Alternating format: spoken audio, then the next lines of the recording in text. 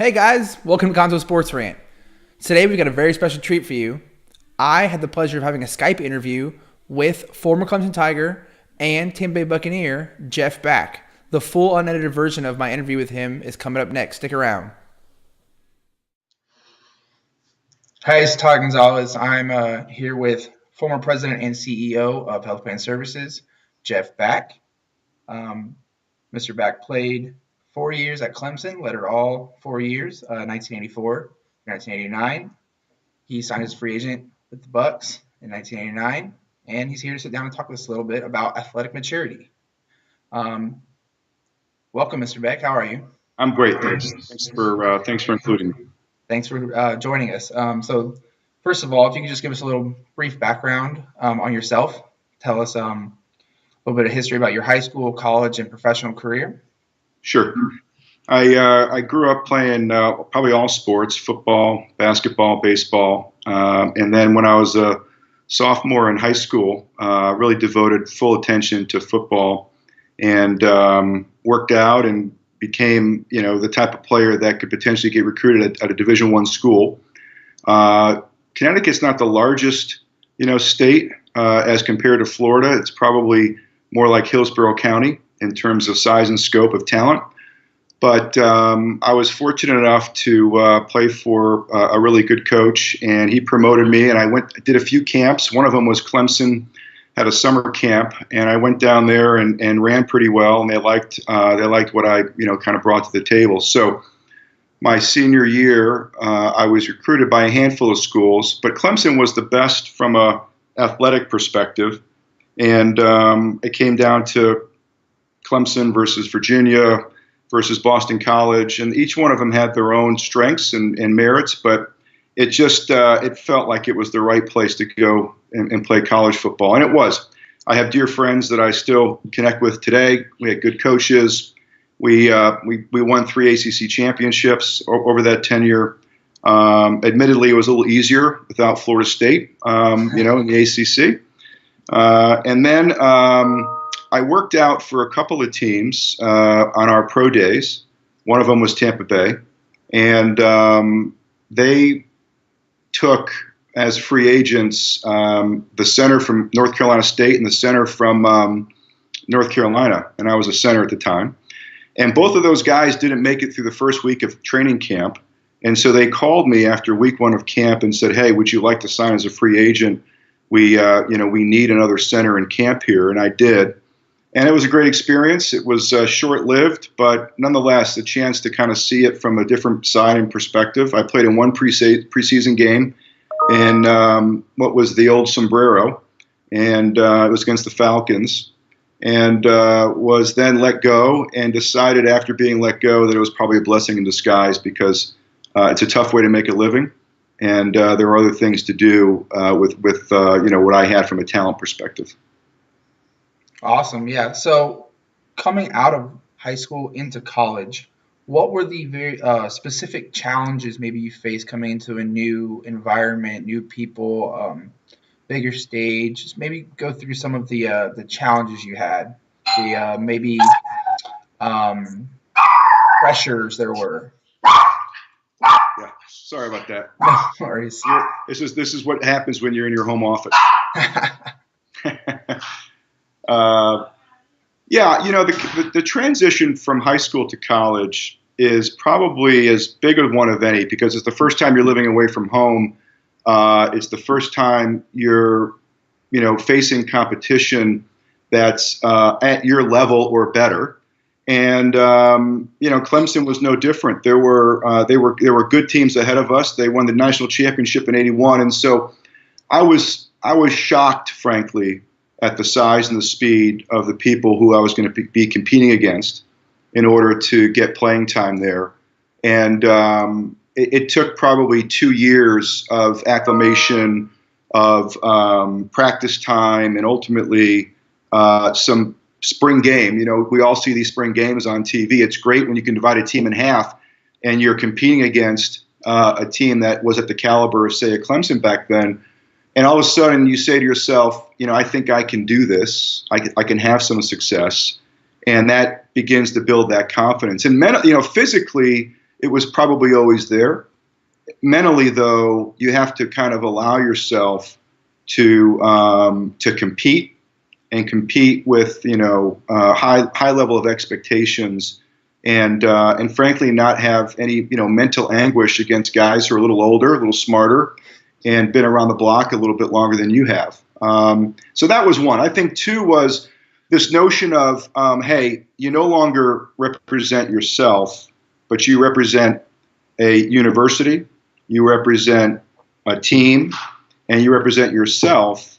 And the theme, at least with Danny Ford, who was the coach back then, was don't embarrass yourself, don't embarrass your teammates, and don't embarrass your school.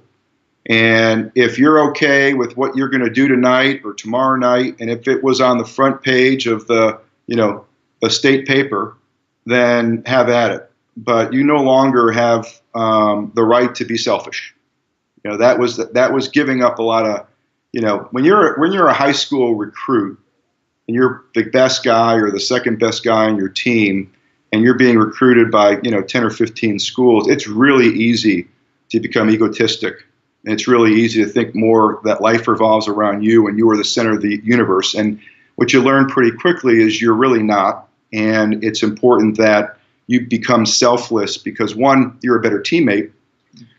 Two, you wind up avoiding the pitfalls of whether it's drugs or it's not how to treat women or it's not how to treat teammates, and that the rules are there for a reason. And your reputation, this is the first in the mosaic, right, that you're building of your personal reputation. And so I look at this as kind of the foundation before pro and before life after professional sports. This foundation is critically important. Right. And maybe without going into as much detail, maybe how often did you see those kind of pressures and the ego kind of get in the way of other people's careers, or how often were they prevalent? Yeah, they were pretty prevalent. My recruited class, we had 24, 25 people. About half never played it down. Wow. And you could put that, call it 12 or 13 folks into kind of a bucket, but some of it was the fact that off the field they weren't trustworthy, and so coaches weren't going to trust them on the field. So some of it was just the inability to behave, right? Right. Some of it was just pure athleticism, right? And maybe they outkicked their coverage here because they were playing with people who were quicker, better, faster. So it was a little bit of that. But, a lot of it was just lack of preparation, lack of willingness to do the work that's necessary to move it across. And, it's a shame when a kid enters, 4 years of college as a D1 athlete and doesn't get faster, doesn't get stronger, doesn't get bigger. I'd rather see somebody, have that flaw than to use drugs. And, back in the 80s, steroids were, still in the NFL. They were very prevalent in college. And there were a lot of guys who took some shortcuts in order to get that advantage. And it wasn't really heavily regulated until, the mid-'80s, 86, 87. And we had a lot of challenges with some of that as a school and as a program. And I remember distinctly we had South Carolina law enforcement agencies, in at Clemson because a kid died who was on the track team. And he died for natural causes. But they found in his room prescription drugs and some other things that they couldn't trace back to a doctor or prescription. And it uncovered kind of a systemic issue around the way some of the programs, strength programs, and support programs were working for not just the football team, but the track team and others. And Clemson was early in that process. And so it got cleaned up during my tenure there. Which is a good thing, but a lot of other schools weren't proactive, and therefore it became a prevailing problem. Right. I was going to say, when you brought up the point about off-field transitioning to on-field, you hear parents and coaches all the time say that football is a microcosm of life, and I think maybe I believe, I don't know if you want to touch on this, that it goes the opposite way too. If you can't trust somebody on the field, they may not be somebody you can trust off the field, and those translate back and forth. Yeah, I think that's right. Being a good teammate is a important thing, and knowing a role and playing a role, whether that's in a football team, in a group project like you're doing, on an executive team, whatever. Not everybody can be the quarterback. Sometimes you have to be a good guard, and that's okay. Be the best guard you can be, because someday, if you are the quarterback, whether that's the quarterback of a company or a quarterback of a team that you're on, you'll know what it's like to have a great team player, and you'll appreciate the fact that they were willing to play their position, they did it the best they could do, and they were able to both lead and take leadership, right? And so that's your on-off field, I think, symmetry, where it is a microcosm of what you see in football, because people have to know how to work within teams. They have to learn how to win, right? They have to learn how to deal with defeat, not getting a first down, losing a close game, etc. But in the end, right, it's the whole process and the bigger picture that will be the judge of whether you're successful or not. Right. And so after college, were any of those kind of issues or problems or pressures, were those as prevalent in the professional realm? Yeah, I mean, so if you thought the leap from high school to college was a big one, now take it a step further, where it's less than 1% that, from a college perspective, that go to a pro team and actually make it. And the selection process really is pretty phenomenal, because speed is number one, then followed by size, and then followed by position and athleticism. And that's not changed at all, right? It's a much faster game. Mm-hmm. So then you get into, well, now I'm getting paid to do this, and it's very lucrative in more than one way, right? Both from a reputation can be lucrative, but also from the playing. And so there are people who would probably give about anything, right, to both stay employed in that environment or get employed in that environment. So whatever you saw in college, times it by 10 in terms of what you're willing to do to get an edge. And it's no different. Right. So how did the lessons learned throughout your athletic career, how did those affect your life after football, your professional family, all that? What was able to translate, and what lessons did you learn? Yeah, I think the big takeaways and the lessons that were kind of, life leading is, if you want something bad enough, then write it down, commit to it, and then work like crazy to achieve it. And that's a really important factor. And it's a lot of the way that football teams every year pick a theme, right? Pick a win-loss goal, know where they want to be on New Year's Day or on, in February on the Super Bowl, if that's their end goal. So I think that to me is strategic planning for life, right? Whether you're running a business or running a family, that you have to have a plan in terms of what you want to accomplish, when do you want to accomplish it, and what are you willing to do to get there, right? And if the passion is there and the hard work is there, and so, there was never going to be a day, right, at Health Plan Services where I had to go into the office and I had to move a 315-pound nose guard. Right.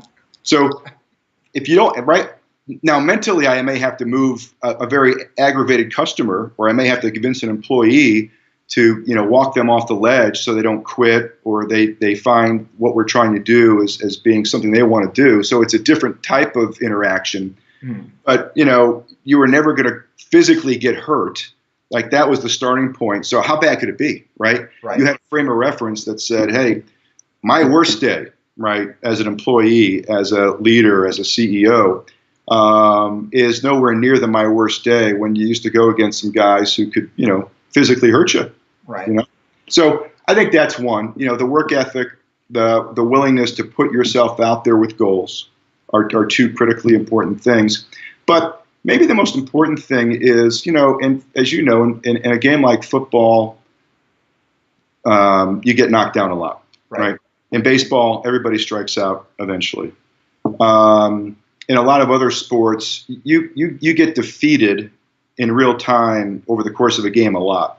So just as long as you're willing to get up, right, one more time than knock down, that mentality carries with you in business or in life with a family. No marriage is perfect, no kids are perfect. Every day we face challenges that test us in our resolve, and it's that willingness to get back up one more time, right? To trust that person, to trust that family member implicitly, that probably makes the biggest difference in where sports is so applicable in terms of people who are successful and people who are not. Couldn't agree more. So going off of that, what would you define as, we talked about this before, how would you define athletic maturity? So I think there's a misnomer that most young people have, which says, "Hey, I want to play at Florida or FSU, and then from there I want to get drafted, and then from there I want to play in the NFL, and I want to be an All-Pro, and I want to make this type of and be a household name," which is, I think, a great goal to have. Not everybody can get there, but if you think about yourself as Jeff Bak Incorporated, and you take a 40-year view, not a 4 or 8-year view, then you start to talk about athletic maturity, meaning that anybody, the longest career they're going to have in the NFL is likely going to be 10 to 15 years. Tom Brady is a huge outlier, so the average career is probably shorter. It's probably 4 or 5 years. Mm-hmm. So if you think about that, you're doing something for 5 years, but you could play off of that from a reputation perspective, from a learning perspective, for another 40. Right. And so if you think about that and look at somebody like, Derek Brooks, who did it right, has a great reputation, and has, I think, had athletic maturity, he is still reaping the benefits of that athletic maturity. He's involved in Florida State and is on the Board of Regents. He's helped start a school. He's, interacting in our community. He's doing a lot of positive things, and the sky's the limit. He may be the next athletic director at USF potentially. So, and he would never be able to have these opportunities if he was a guy who cut corners, right, when he played, or he was a guy who didn't care about his reputation. That reputation for 4 years or 8 years, however long he played, has enabled him to do all these really interesting things for the rest of his life while he's raising a family, while his kids can see him doing things. They don't, the kids don't remember when you play. They remember what you're doing when you're 40, when you're 50, what type of grandfather you're going to be, right? Though it's those, do it for 4, but get 40 years of benefit from it is, I think, a better way to think about athletic maturity. And if you took the average lifespan of an NFL player, I don't know how many years it is, we'll say 4.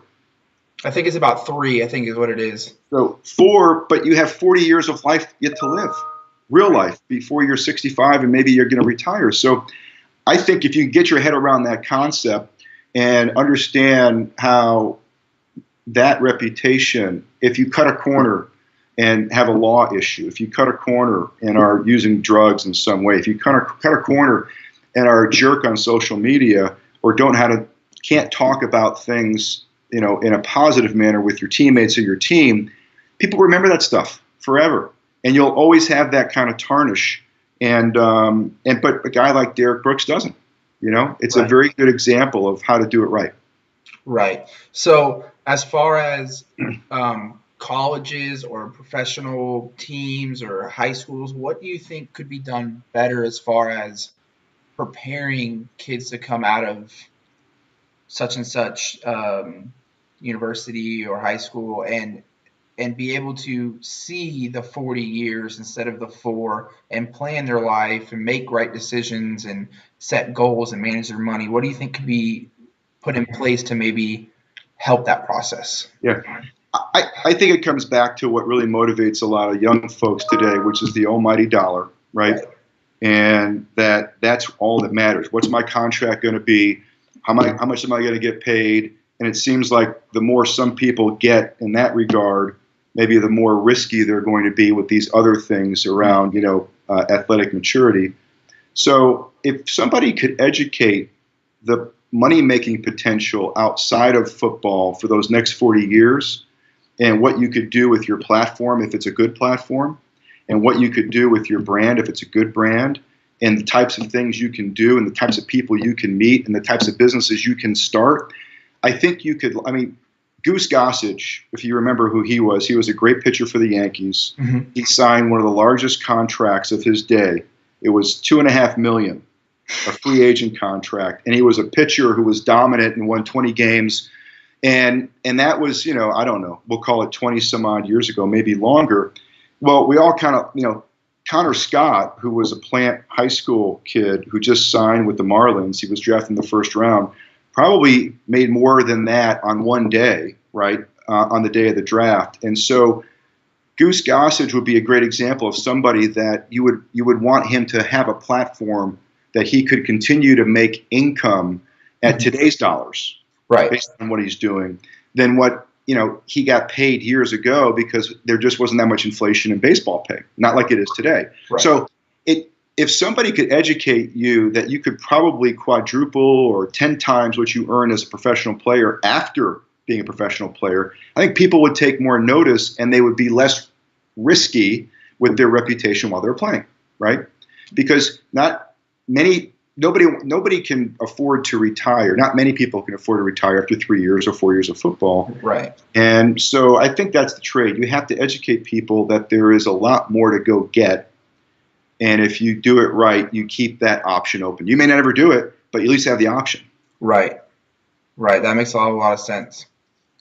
Well, it's been a great interview. I appreciate you coming on with us. Thank you so much for taking time out of your day to enlighten us a little bit. Yeah, happy to do it. Good luck to you guys. Thank you. Have a great one. See ya.